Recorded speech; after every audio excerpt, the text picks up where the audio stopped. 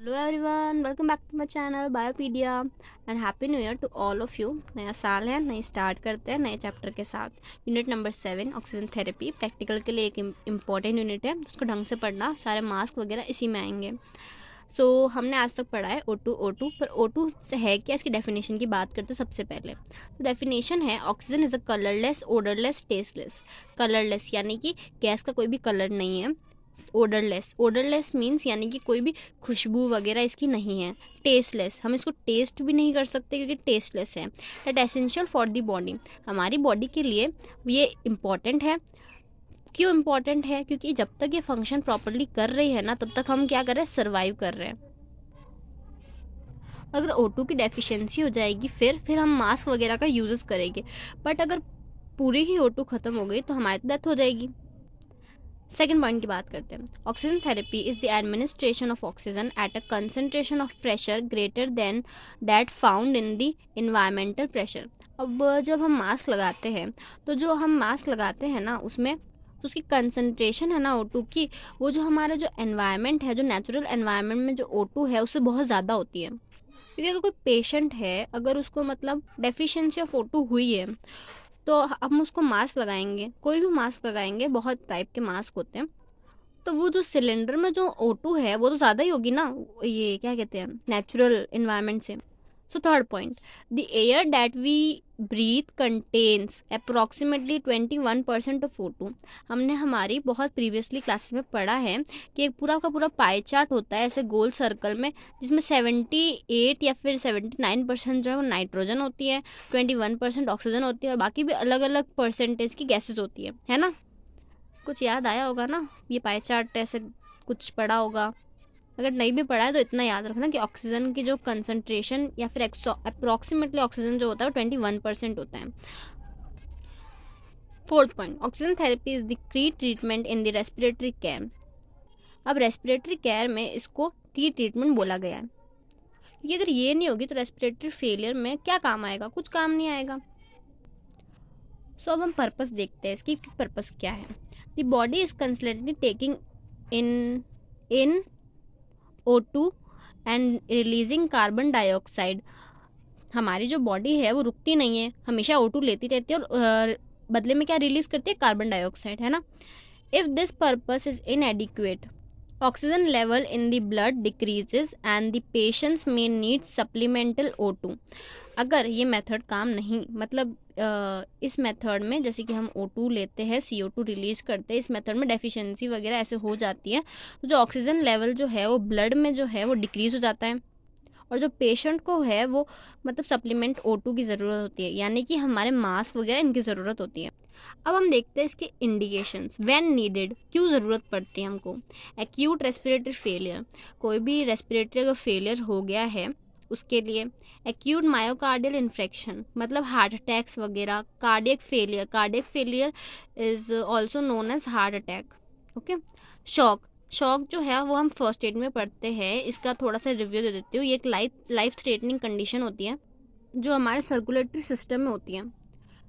Hyper metabolism state include by traumas, burns और spaces.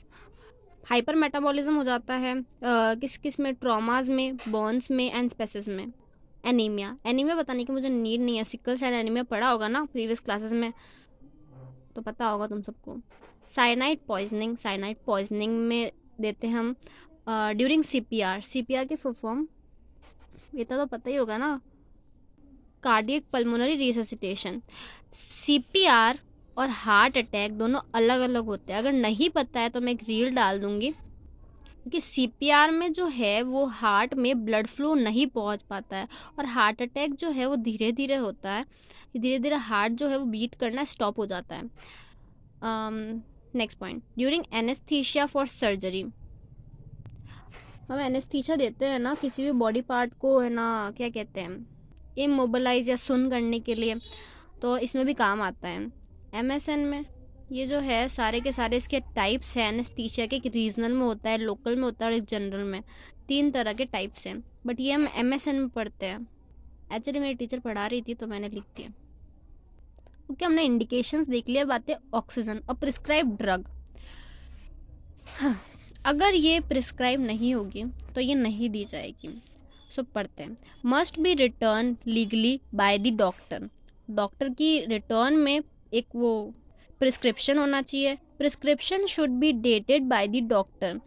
Dated होना चाहिए, डेट लगाई हुई होनी चाहिए डॉक्टर ने। Doctor must indicate duration of O2 therapy. Doctor ने इंडिकेट मतलब डॉक्टर ने बताया हुआ होना चाहिए कि ड्यूरेशन जो है वो O2 की कितनी रहेगी। दी O2% concentration must be prescribed. अब क्या होता है ना कि जैसे कि अलग अलग मेथड होता है, तो अलग अलग मेथड की कंसंट्रेशन होती है O2 की, तो वो भी प्रिस्क्राइब की हुई होनी चाहिए। जैसे कि 1 लीटर में, 2 लीटर में, 3 लीटर में, 4 लीटर में। The flow rate must be prescribed. अब फ्लो रेट कितनी होती है, जैसे कि 1 मिनट में आप इतनी O2 दे सकते हो, 2 मिनट में आप इतनी O2 दे सकते हो, पर लीटर में इतना दे सकते हो, ऐसे ऐसे प्रिस्क्राइब्ड होती है। Source of O2। अब सोर्सेज क्या क्या है O2 के, ये देखते हैं। ऑक्सीजन सिलेंडर या फिर oxygen wall outlets. Oxygen cylinder क्या है, अब देखो ऑक्सीजन सिलेंडर हमारे जो मतलब ओल्ड वंस होते हैं ना घर के, तो बहुत काम आता है ऑक्सीजन सिलेंडर उनके लिए। देखा भी होगा बहुत बार घर में या फिर हॉस्पिटल्स में। ऐसे देते तो नहीं है घर में, बट किसी किसी के दे देते हैं। Using oxygen cylinder. The oxygen cylinder is delivered with a protective cap to prevent accidental force against the cylinder outlets। इसमें क्या होता है, एक प्रोटेक्टिव कैप होती है। उस प्रोटेक्टिव कैप का अपन जब ओपन करते हैं ना, तब अपना वो जो O2 है वो आता है। To release oxygen safety and at a described rate a regularity is used.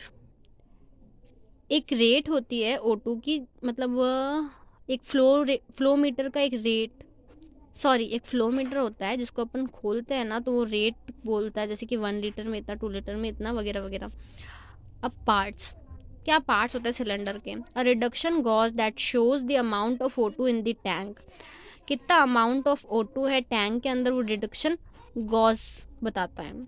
A flow metre that regulates the control of O2 in litre पर minute.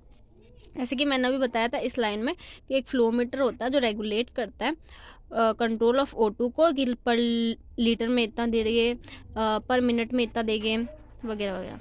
Oxygen is a moistured by passing it through a humidifier. Oxygen जो है वो मॉइस्चर्ड हो जाती है humidifier से pass होके।